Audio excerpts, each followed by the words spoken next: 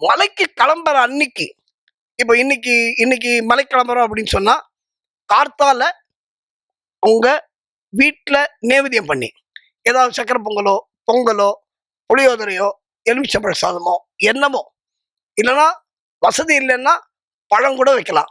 வாழைப்பழம் வைக்கலாம், ஆப்பிள் வைக்கலாம், இல்லன்னா கல்கண்டு வைக்கலாம், இல்லன்னா சாதாரண திராட்சை வைக்கலாம். எதுவாக இருந்தாலும் ஐயப்பன் ஏற்றுக்கொள்வார் என்பது சத்தியம். பக்தியோடு நாம் எதை கொடுத்தாலும் பகவான் ஏற்றுக்கொள்வார். ஏன்னா இது பகவத்கீதையிலேயே எங்க கிருஷ்ணர் சொல்லியாச்சு. நீ ஒரு இலைய போட்டா கூட நான் எடுத்துக்கிறேன்டா அப்படின்னு சொல்றான்.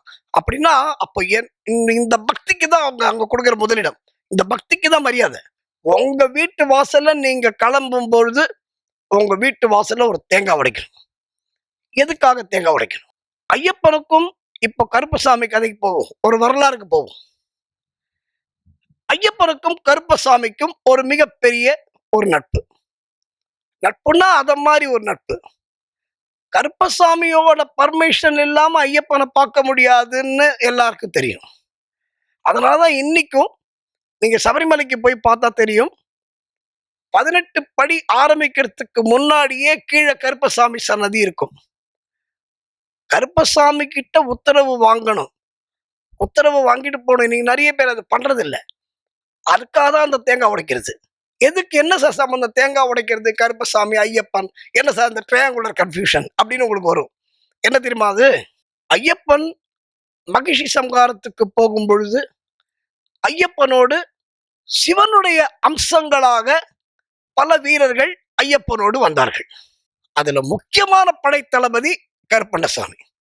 எப்படி சூரசம்ஹாரத்துக்கு முருகன் போகும் பொழுது சிவன் தன்னுடைய அம்சமாக வீரபாகு தேவரை முருகனோடு அனுப்பி வைத்தாரோ, அதே மாதிரி மகிஷி சம்ஹாரத்துக்கு ஐயப்பன் போகும் பொழுது சிவன் தன்னுடைய பரிவாரமாக, தன்னுடைய ரெப்ரசன்டேஷனா, தன்னுடைய என்ன சொல்றது, தன்னுடைய சக்திகளை கொடுத்து அந்த கருப்பசாமியை ஐயப்பனோடு அனுப்பி வைத்தார் என்பது ஐதீகம்.